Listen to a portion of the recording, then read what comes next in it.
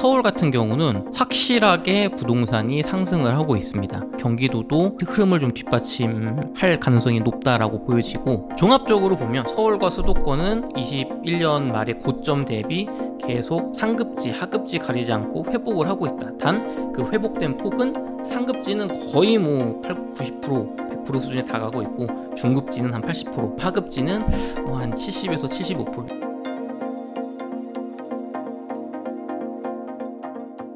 이게 세 달에 16만 9천 원 맞아요, 웅달님? 네, 맞습니다. 3개월 다 해서 이렇게 4개 강의에 16만 9천 원. 아닙니다. 요거에 한 곱하기 3.5 정도는 준비가 되어 있습니다. 그리고 어마어마한 분들이 강의를 하십니다. 이렇게 다 해서 16만 9천 원인 거죠? 네, 맞습니다. 와, 지금 강의 숫자로 진짜 치면 대박이네. 12강 정도가 되는 것 그렇죠. 같아요. 12강에 15,000원 정도 되는 거죠, 한 강의? 그러니까요. 그러니까 15,000원이면 보통 대학생 과외도 한 5만 원 하는 것 같은데 이런 게 진짜 진정한 혜자인 것 같아요. 네. 안녕하세요. 저는 거인의 정원 출판사의 마케팅 이사를 하고 있는 남덕현이라고 하고요. 옹달 책방 유튜브 채널의 PD도 겸하고 있습니다. 본업은 이제 말씀드린 그거고, 부동산 7년차 투자자이기도 하고 비트코인 또 초보 투자자이기도 합니다. 반갑습니다. 최근 부동산 시장이 살아나는 듯한 움직임을 보이는데 어떻게 보시나요? 일단은 부동산 시황을 말씀드리면, 지금 질문 주신 것처럼 거래량이 많이 늘어나고 있는데, 서울하고 수도권에 아무래도 관심이 많으시니까 그쪽 중심으로 말씀드릴게요. 먼저 서울 같은 경우는 확실하게 부동산이 상승을 하고 있습니다. 올해 초 정도까지만 해도, 24년 초까지만 해도 이게 일시적일 수도 있다, 이 정도로 얘기를 좀 할 수 있었지만, 지금 촬영을 하고 있는 24년 6월 시점에서는 서울 같은 경우는 매매가는 3주 연속으로 상승으로, 이제 부동산원이나 KB시세 같은 좀 느린, 현장보다 이제 느리거든요. 그쪽 거기 자료에서도 지난주가 0.06%, 요번 주가 0.09%로 상승으로 돌아섰고, 전세가 같은 경우는 훨씬 더 여러분도 많이 느끼실 정도로 작년부터 계속 상승을 하고 있죠. 그래서 전고점 기준 21년 12월 혹은 22년 초 정도, 그 정도까지 이제 부동산 최고 전고점 기준으로 보면 강남이라든가 송파구 같은 그런 강남 3구, 서초구 이런 좋은 지역들은 전고점 대비 거의 한 98%, 95% 수준까지 회복을 했고요. 10억, 20억이었으면 거의 막 19억 이런 거죠. 30억이었으면 28억. 그리고 전고점을 돌파하는 단지들도 나오고 있습니다. 속속들이 나오고 있고, 성수, 마용성이라고 하죠. 마포, 용산, 성동구 이런 괜찮은 지역들도 전고점 대비 거의 90%, 85%, 그리고 서울의 외곽지라고 할지라도 한 75에서 한 80% 정도까지 평균적으로 많이 상승을 했어요. 회복을 이미 많이 했다. 집값이 야금야금 많이 올라서. 그래서 이걸 보실 때 아닌데 내 아파트는 별로 안 올랐는데, 이런 지역들이 있거든요. 그리고 다 똑같은 송파구라고 해도 여기 잠실역 주변에 그런 엘스 리센츠 트리듐 헬리오시티 이런 그런 신축 대단지 혹은 이런 선호하는 아파트 단지가 아니라면 송파구 내에서도 가격이 별로 안 오른 곳도 있죠. 전고점 대비해서. 그래도 그걸 평균을 내보면 이미 올라간 지역도 있기 때문에, 여러분이 관심을 가지는, 나 여기 가서 살고 싶다 하는 아파트들은 웬만큼은 다 전고점 대비 많이 올라와 있다고 봐야 돼요. 그래서 서울은 전세가, 매매가가 분명하게 상승을 하고 있습니다. 경기도 같은 경우는 조금 달라요. 경기도도, 그리고 서울 같은 경우는 거래량도, 매물량과 거래량이 동시에 늘고 있습니다. 매물도 늘고 있어요. 매물도 가격이 괜찮아졌으니까 요번 기회에 좀 매도를 하자, 충분히 수익을 거뒀으니까, 이런 물건도 있고요. 동시에 그거를 이제 사주는 실수요자들도 많이 생겼기 때문에, 거래량이 보통 저희가 서울이 한 월 평균 6,000건 정도를 평균으로 잡거든요, 보통. 근데 그게 500건, 1,000건, 2,000건 이렇게까지 굉장히 위축이 된 지가 한 1년 반이 지났는데, 지금 지난달 거래량이 서울이 한 4,000에서 5,000건, 4,500건 이 정도까지 거의 6,000의 평균이라고 했잖아요. 한 7, 80%, 70% 정도 수준까지 회복을 했어요. 요번 6월달 거래량이 참 중요할 것 같은데, 거래량도 많이 올라오고 있다. 하지만 엄청나게 지금 거래가 활발한 그런 불장은 아닙니다. 부동산 대세 상승장의 그 느낌은 아니지만 거래도 늘고 가격도 계속 올라오고 있다, 그렇게 정리할 수 있을 것 같고, 경기도는 조금 상황이 달라요. 경기도도 매매가가, 하락했던 매매가가 야금야금 올라오고 있다? 맞아요. 맞는 얘기입니다. 그리고 전세가도 강세를 띠고 있다. 그것도 맞는 얘기인데, 서울에 비하면 강도가 약합니다. 경기도 같은 경우는 매매가의 상승도 이제 조금 더 그 인기 지역에 국한되어 있고, 뭐 경기도에 조금 아주 핵심지가 아닌 곳에 사시는 분들은 뭐 무슨 소리를 하는 거야? 지금 우리는 뭐 부동산 상승 느낌은 뭐 전혀 없는데, 뭐 이런 느낌을 받으실 거예요. 하지만 이제 서울이 계속 가고 있기 때문에 경기도도 요 흐름을 좀 할 가능성이 높다라고 보여지고, 하지만 온기는 아직 경기도까지는 안 갔다고 보시면 될 것 같아요. 그리고 전세가 같은 경우는 서울은 전세가 계속 강세거든요. 확실한 강세인데 경기도는 좀 많이 올랐다가 요즘 좀 주춤해지면서 점점 좀 전세가 상승폭이 점점 줄어드는 모습을 보이고 있어요. 그 이유는 서울과 달리 경기도는 입주 물량이 많이 그 예정이 되어 있기 때문에 부족하지가 않거든요. 그러다 보니까 전세가 상승이 인플레 압력만큼 굉장히 강하지는 못하다. 그렇게 조금 온도 차이가 있지만 종합적으로 보면 서울과 수도권은 21년 말의 고점 대비 계속 상급지, 하급지 가리지 않고 회복을 하고 있다. 단 그 회복된 폭은 상급지는 거의 뭐 90%, 100% 수준에 다가고 있고, 중급지는 한 80%, 그다음에 조금 하급지는 뭐 한 70에서 75%, 이 정도 수준이라고 좀 정리를 좀 할 수 있을 것 같아요. 그렇다면 부동산 시장이 상승 국면으로 전환됐다고 볼 수 있을까요? 그거는 굉장히 어려운 질문입니다. 왜냐하면 이렇게는 말씀드릴 수가 있어요. 제가 조금 이따 말씀드릴 거지만 지금 내 집이 없으신 무주택자분들은 적극적으로 내 집을 지금 마련하셨으면 좋겠다는 이야기는 제가 강하게 드릴 수는 있는데, 그러면은 뭐 2025년부터 집값 폭등하나요? 뭐 26년부터 확실히 올라가나요? 라고 물어보시면 아직 변수가 많이 있어요. 전고점을 넘어서 더 상승하는, 확실하게 계속 1년, 2년 올라가는 그런 장이라고는 확신을 할 수가 없습니다. 변수가 아직 많이 있어요. 반면에 그러면은 뭐 집 안 사고 좀 기다려도 되는 거 아닌가 이렇게 생각할 수 있잖아요. 그 반대의 경우도 지금 굉장히 가능성이 높습니다. 무슨 얘기냐면 집값이 떨어지지 않을 가능성은 굉장히 높아졌어요. 결국에는 우리가 좀 기다려보는 선택을 한다는 건, 가격이 유지가 되거나 좀 떨어진다고 한다면 기대가 될 때 우리가 기다려볼 수 있잖아요. 그런데 지금 서울 부동산, 수도권 부동산, 특히 서울의 부동산은 집값이 야금야금 계속 올라갈 가능성이 상당히 높습니다. 그렇기 때문에 제가 내 집 마련을 적극 권해드리는 건데, 그럼 올라가긴 올라가는 거잖아요. 맞아요. 근데 야금야금 조금씩 오르면 괜찮은데, 지금 어떤 미국의 금리 인하라든가 유동성의 증가, 우리나라의 어떤 정책적인 이런 결과들이 맞물려서 또 심리가 되살아나서 집값이 크게 올라가게 되면, 그때는 정책적으로 국가가 이제 정부가 개입을 할 거거든요. 너무 빨리 오르니까. 그러면은 또 급락을 할 수도 있습니다. 가능성이. 그렇기 때문에 급등할 거다. 급등할 수도 있어요. 급등하면 정부가 정책적으로 그거를 막을 겁니다. 너무 빨리 오르는 거를. 그렇기 때문에 올라갈 거다라고 예측하기는 어려워요. 강하게 올라갈 거다라고. 그럼 야금야금 오른다. 이거는 가능성이 있습니다. 굉장히 가능성이 높습니다. 그렇기 때문에 내 집 마련을 하셨으면 좋겠고, 그럼 반면에 그럼 집값이 야금야금 오를 가능성이 높으니까 떨어질 가능성이 아예 없는 거냐? 그건 또 아니거든요. 왜냐면 우리나라는 그 굉장히 정책적인 영향을 부동산 시장이 많이 받기 때문에, 장기적으로는 뭐 우리나라의 펀더멘털이라고 할 수 있는 GDP라든가 수요 공급이라든가 이런 것들에 의해서 가격이 결정되지만, 단기적으로는 국가의 정책에 굉장히 많이 좌우가 됩니다. 예를 들면 지금 서울의 상급지가 굉장히 많이 빠르게 고점을 회복하는 이유도 정부에서 지금 똘똘한 채로 세제적으로 이제 그 투자나 어떤 내 집 수요를 몰고 있기 때문에 그렇게 되는 거거든요. 당장에 지금 정부에서 서울 수도권 너무 많이 오르는데, 빨리 오르는데, 그러면 이 수요를 지방으로 좀 돌려야겠다 해서 지방에 미분양된 아파트를 매매를 하면 뭐 5년 이상 이내에 팔았을 때 비과세 혜택을 준다거나, 과거에 이제 MB 정부 때 많이 했던 거거든요. 그런 정책을 한다거나, 뭐 서울의 이제 공급 정책을 지금 3기 신도시 공급이 상당히 쉬고 있는데 그런 쪽을 적극적으로 발표해서 진화를 할 수가 있어요. 그러니까 지금은 굉장히 이렇게 연약한 상태에서 상승을 하는 거기 때문에 강하게 제가 말씀드리기 참 어려운 상황입니다. 다만 확실한 거 하나는, 내 집 마련을 해야 된다. 없으신 분들은 내 집이 있으면 올라가든 떨어지든 다 대응을 하실 수가 있거든요. 그건 뒤에 차차 말씀드릴게요.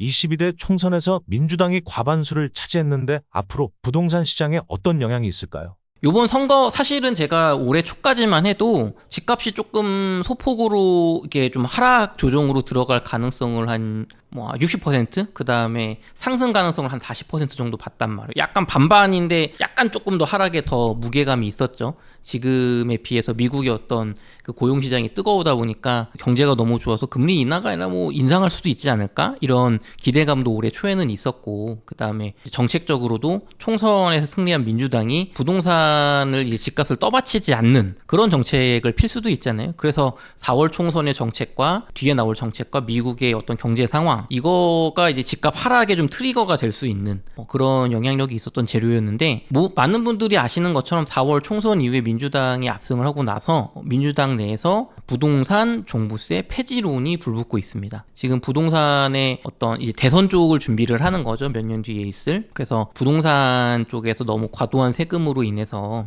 이제 이게 뭐 부동산 발전에 좋지 않다, 뭐 이런 여러 가지 명분들을 내세우고 종부세 폐지, 혹은 1주택자에 대해서는 종부세를 굉장히 거의 뭐 감면해주는 그런 정책을 들고 나왔어요. 이거는 무슨 얘기냐면, 윤석열 정부는 부동산 집값을 최대한 정책적으로 대출이라든가 이런 걸로 좀 받치면서 너무 이 어떤 건설사가 무너지는 걸 막고 그런 정책을 펴왔단 말이에요. 그럼 민주당이 아니야, 지금 규제를 더 강화한다거나 이 기회에 집값 거품을 빼야 돼, 좀 고통을 감내해서라도, 그런 정책으로 간다고 하면은 어떤 집값의 하락에 좀 어떤 영향이 되겠죠. 국가적인 요인이 단기적으로는 굉장히 강하니까. 또 앞서 제가 말한 대로 지방으로 좀 수요를 돌릴 수도 있거든요. 정책적으로 다주택자들을 이제 그쪽으로 투자를 유도해서. 근데 이제 그렇지가 않잖아요. 민주당의 지금 종부세 폐지는 그러면 1주택자한테 되게 좋은 거네. 특히나 1주택자에 한해서 종부세를 폐지해 준다거나 그런 혜택을 준다면, 그러면은 기왕이면은 다주택자 지금 3주택부터는 취득세 중과라든가 뭐 양도세 중과 이런 것들이 걸려 있는데, 그럼 한두 채 사란 얘기네. 그러면은 한 채 살 거면 서울에 사야겠네. 경기도에 사더라도 분당같이 좋은 지역에 사야겠네. 지금 그렇게 정책적으로 양 당이 어떻게 보면, 한쪽 국민의힘은 집값을 떨어지지 않게 받치고 민주당은 한 채로 몰고 있는 거죠. 똘똘한 한 채로. 요 정책이 바뀔 수는 있지만 기본적인 흐름, 민주당이 집값 거품을 정책적으로 빼겠다, 규제를 훨씬 더 강력하게 드라이브를 걸겠다, 문재인 대통령처럼 그런 입장이 아니잖아요. 입장이 바뀌었다는 거죠. 그러면 이제 부동산 집값적인 측면에서는 어느 정도 이제 뭐 장기적인 방향은 정해졌다, 상승 쪽으로. 다만 이게 이대로 너무 빨리 올라서 정책이 개입을 해서 또 미국의 어떤 경제 상황 때문에 한 번 더 조정이 올 것이냐. 근데 이 조정이 오더라도 여러분이 기대하시는 21년 고점 대비 뭐 30% 폭락, 이게 아니고 뭐 고점 대비 뭐 한 10% 이상 올랐다가 또 한 15% 떨어져서 결과적으로는 전고점 대비 한 8, 90% 정도 수준까지만 떨어지는 그 정도의 조정은 가능성이 남아 있지만, 그런 조정도 오지 않고 야금야금 올라간다거나 아니면 이렇게 굉장히 급등을 한다거나 그런 가능성이 더 높다고 볼 수 있습니다. 지금 집값을 정책적으로는 지금 뭐 규제가 없다시피 하죠. 1주택자에게는 다주택자의 투자를 막고 있을 뿐입니다. 그런 상황에서 뭐 인플레이션 압력이라든가 이런 게 너무 강하기 때문에 지금 서울 집값은 장기적으로는 상승은 이미 결정이 됐고 공급도 부족하고, 다만 단기적으로 앞으로 1년 반 정도 기간 동안 어떻게 될 것이냐, 그 정도만 변수만 남은 것 같아요. 집값이 장기적으로 상승은 결정됐다 하셨는데 그 이유가 있을까요? 여러분들이 그 전세가의 상승을 이렇게 무시하시면 안 됩니다. 우리에게 앞으로 서울 부동산에서 앞으로 뭐 4년 이내에 일어날 일을 제가 말씀을 드려볼게요. 이거는 내년에 집값이 오를 거냐 떨어질 거냐보다는 훨씬 맞추기가 쉽습니다. 왜냐하면 이미 거의 결정이 됐기 때문에. 과거에 2008년 금융위기 이후에 2013년까지의 지루한 하락장에서 매매가는 뭐 2008년에 떨어졌다가 2009년에 올랐다가 다시 정부에서 너무 빨리 오르면서 막 정책적으로 이제 찍어 눌렀거든요. 그러면서 2013년 좀 버티다가 2013년까지 서울 수도권은 지루한 하락을 하게 됩니다. 그때 많은 수요는 지방으로 갔어요. 지방 아파트 가격이 싸고 지방을 이제 사게 하는 정책을 국가에서 냈거든요. 그런데 이 기간 동안에 전세가를 자세히 살펴보시면 전세가는 서울 수도권이 떨어진 적이 없어요. 계속 올랐습니다. 그러다가 이제 전세 대란, 여러분도 이제 들어보셨을 그 단어가 뭐 2010년, 11년, 12년, 특히 12년, 뭐 13년 이때부터 이제 본격적으로 등장을 하거든요. 뭐 공급량이 부족할 것 같은데 뭐 집값은 계속 떨어지고 있다, 이런 뉴스가 나오다가 나중에 이제 전세 대란 난다, 갑자기 전세가가 너무 비싸다 이러면서 MB 정부에서 전세자금 대출 한도도 상향을 해주고 그런 이제 매매로 좀 유도를 하는, 너무 전세가 급등을 하니까 그런 정책들이 나왔는데, 지금 그때랑 서울 같은 경기도까지 넓히면 조금 다른 얘기지만 서울 같은 경우는 완전히 모습이 똑같습니다. 지금 서울의 아파트 시장 제대로 재건축, 재개발 혹은 뭐 신규 어떤 사업이 가는 곳이 있나요? PF 부실 뭐 이게 터진다 하면서 분양이 아주 순조롭게 되고 있진 않기 때문에 미분양이 엄청나게 쌓이는 건 아니지만 서울이 이제 건설사에서 고분양가를 유지하면서도 어느 정도 지금 팔고 있거든요. 서울 같은 지역은. 그러니까 뭐 기존에 사업하던 거 팔아서 갈 만은 한 거예요. 지금 서울은 수요도 있고. 그런데 지금 이 올라버린 공사비로 새로 땅을 사고 이 높은 금리로 대출을 PF 대출을 일으켜가지고 새로 주택 공급 사업을 할 만한 그런 이제 건설사나 시행사는 별로 없는 거죠. 주체도 이미 땅도 없고. 재개발 재건축으로 서울은 공급을 해야 되는데, 신축 아파트를 재개발 재건축도 지금 조합끼리 막 분담금 4억 내라고 해서 한번 허리띠 졸라매고 낼까 했다가 8억이 나옵니다. 지금 공사비가 2배로 뛰었어요. 이러니까 지금 막 가던 사업도 못 가고 있잖아요. 그러면 서울 아파트는, 서울 내의 아파트는 공급이 앞으로 없다. 이건 확정된 미래예요. 확정된 미래. 굉장히 돈을, 우리나라 GDP가 올라가서 고분양가를 감내할 만큼 자본 축적이 되거나 개개인이, 그게 아니라 대출 금리가 뭐 정말 한 1.5%대까지 떨어져서 돈 빌리기가 너무 쉬워진다거나 경제 호황이 온다거나 이런 게 오지 않는 이상 서울 아파트 공급은 쉽지 않다. 그러면은 서민분들이 많이 사시는 빌라 시장은 어떤가 하면, 빌라도 지금 서울의 인허가 물량을 보면 완전히 급감했습니다. 이쪽도 공사비가 올랐고 지금 빌라 전세 사기 같은 것 때문에 빌라에 대한 선호도가 많이 떨어졌잖아요. 굉장히.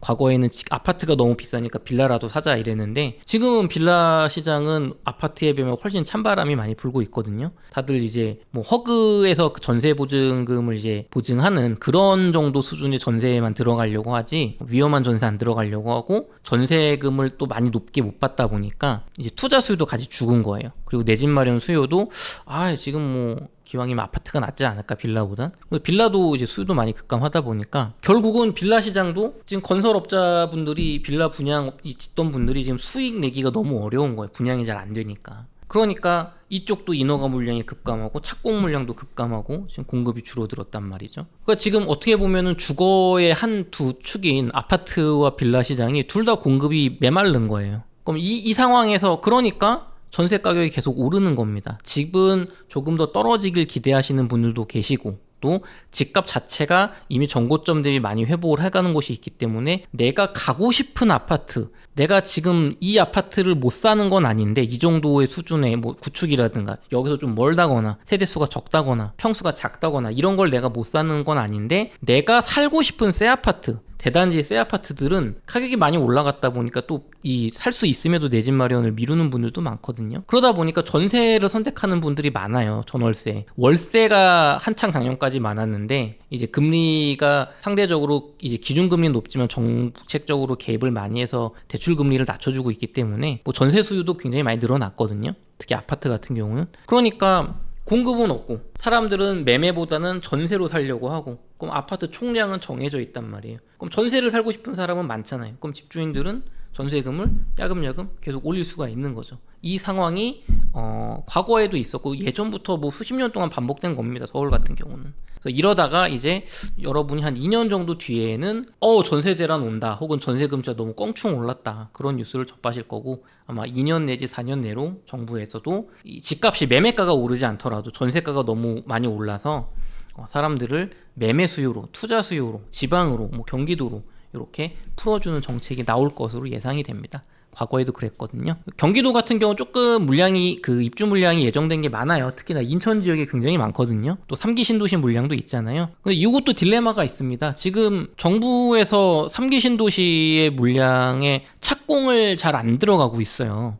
이게 뭔가 분양 용지를 이제 분양을 해주고 시행사들한테 이제 막 빨리 지어라, 혹은 공공에서 이제 짓고 막 이런 걸 해야 되거든요. 근데 지금 PF 부실 얘기를 많이 들어보였던 것처럼 아직 이 위태위태하단 말이에요, 우리 건설사 시행사들이. 그러니까 시중에 공급을 늘릴 수가 없는 거예요. 특히 경기도에. 경기도의 핵심지라면 또 모르겠지만 경기도에 사람들이 선호하는 그런 지역이 아닌 곳에 3기 신도시 이제 막 기반시설 아무것도 없잖아요. 짓고 있으니까. 그런 곳에 분양을 해가지고 지금 경기도에 미분양 나거나 이 비인기 지역의 어떤 그런 아파트들, 눌린 아파트들을 더 떨어뜨릴 수가 없는 거죠. 그러니까 정부는 건설사를 살리려면 지금 분양을 미뤄야 돼요. 수도권 분양을. 그러니까 수도권에 아파트 못 짓게 해야 돼요. 쉽게 말하면. 그런데 그렇게 되면은 경기도에도 공급이 부족하게 되죠. 그럼 전세가가 오르는 거죠. 그럼 결국에는 이 결말은 어떻게 흘러갈 거냐면 지지부진하게 뭔가 화끈한 정책은 안 나오고 이 정부는 열심히 미국의 어떤 경제 상황과 금리, 기준금리 상황, 우리나라의 경제 체력, 건설사들의 어떤 이 부도 위험, PF 부실 이런 것들을 곁눈질하면서 보다가 집값이 너무 많이 오르네. 그럼 뭔가 집값을 누르는 정책을 하고 집값이 적당히 오르거나 적당히 떨어지네. 지금 괜찮구나. 유지를 할 거예요. 그러다가 집값이 너무 많이 오르면 그리고 이 건설사들의 PF 부실 위기가 좀 넘어갔다면 대표적으로 미국의 금리 인하가 본격적으로 시작되고 유동성장이 되면서 건설사 부실 위험이 없어진다라고 하는 좀 어떤 근거가 나오는 시점이 되면 그럼 이제 3기 신도시 막 착공 들어가고 막 여기도 이제 물량 많다. 지금 몇 년만 참으면 되니까 너무 걱정하지 마세요 하면서 이제 공급을 쏟아낼 거거든요. 그러면 또 경기도는 일시적으로 집값이 안정이 되겠죠. 서울도 그 영향을 받겠지만 서울의 수요는 좀 다르단 말이에요. 특히 중심가의 핵심지 수요는. 그렇기 때문에 서울과 수도권, 특히나 서울의 전세가 상승으로 인한 짧으면은 뭐 2년, 길면은 뭐 한 5년 정도 이내에 전세 대란과 집값 폭등은 결정되어 있다. 그렇게 좀 우리가 볼 수 있을 것 같아요. 이거는 특별한 게 아니라 과거에 계속 수십 년 동안 있었던 일의 반복입니다, 여러분. 7월에 한 번, 9월에 한 번 이렇게 2번 강의하는데 해외 거래소 사용법으로 강의를 하거든요. 저는 기왕이면 해외 거래소를 이용하면 쌀 때 더 쌀 때 살 수 있고 팔 때도 더 비쌀 때 팔 수 있거든요. 해외 거래소에서 쓸만한 거래소를 일단 골라주고 그 중에서도 우리가 자주 쓰는 메뉴 그 정도만 우리가 익혀도 충분하거든요. 그리고 두 번째 강의는 팽돌이 작가님 알트코인을 너무 해박하세요. 네, 뭐 하나 이렇게 툭 던지면은 모르는 알트가 별로 없으세요. 네. 팽돌이 작가님은 알트 뭐 가졌나요? 네, 저라면 그냥 안정적으로 비트코인 안 사고 이더리움을 반을 사겠습니다. 뭐 이런 식이에요. 정말 시원시원하게 다 알려주거든요. 제가 생각하기에 가장 목말라 하는 코인 강의는 팽돌 작가님이 아닐까 저는 그런 생각이 듭니다.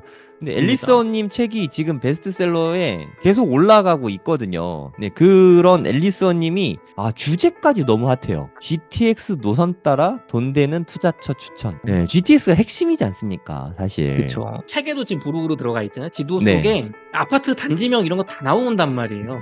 찝어주는 그거 정말 그거 시원시원하세요. 그거 어떻게 보면 7월 달은 좀 시원시원한 분들이 모였다. 맞아요. 네. 이호석 대표님은 투자 전반에 관해서 매크로도 잘 보시고 다 다루시잖아요. 고래동 공부는 진짜 다 모실 수 있구나. 진짜 이게 보통 커뮤니티가 아닙니다.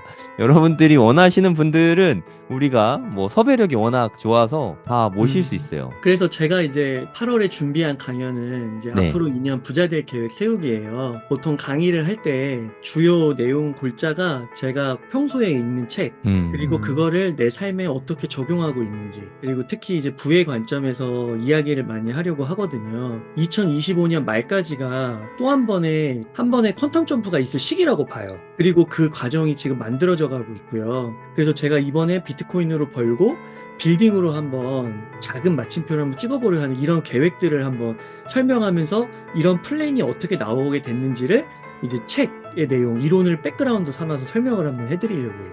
필 작가님 정말 밸런스라는 말이 맞게 거시경제도 보시고 유동성도 보시고 정책도 보시고 하면서 비트코인, 알트코인, 그것도 메이저 알트코인 뭐 이더리움이나 솔라나 이런 거부터 뭐 자잘한 코인까지, 그리고 굉장히 막 공격적인 밈코인들도 있잖아요. 그런 거를 다 섭렵을 하시면서 밸런스 있는 투자를 강조하신단 말이에요. 무조건 알트만 하면 안 된다. 그렇다고 비트코인만 해서도 안 된다. 선견지명이라고 할까, 그게 있으신 분이니까 저는 정말 기대하고 있습니다. 막내 아들이 엄마한테 차근차근 알려주듯이 뭐 이런 느낌으로 강의를 해주시거든요. 그게 호필 작가님의 가장 장점이라고 생각합니다. 네. 그래서 요번에 9월에 많은 분들이 생각하시는 부동산 관심이 저도 요즘 많이 올라오는 게 느껴지고 피부로도 그러니까요. 현장에서도 가격도 올라오는 게 사실 많이 느껴지거든요. 이 24년 9월 시점에 2025년을 맞아서 내 집 마련을 하시려는 분들, 무주택자분들 혹은 네. 1주택자인데 갈아타시려는 분들, 일시적 1가구 2주택으로 좀 재산을 불려보시려는 분들, 이런 분들에게 꿀팁을 좀 드릴 수 있는 좀 구체적인 방법. 네, 저는 항상 월급쟁이의 입장에서 큰 어떤 노동소득이 많지 않은 분들, 평범한 분들을 대상으로 하니까 한 200에서 300만 원 정도 버시는 분들 충분히 따라 하실 수 있는 그런 현실적인 부동산 강의 좀 준비하고 있습니다.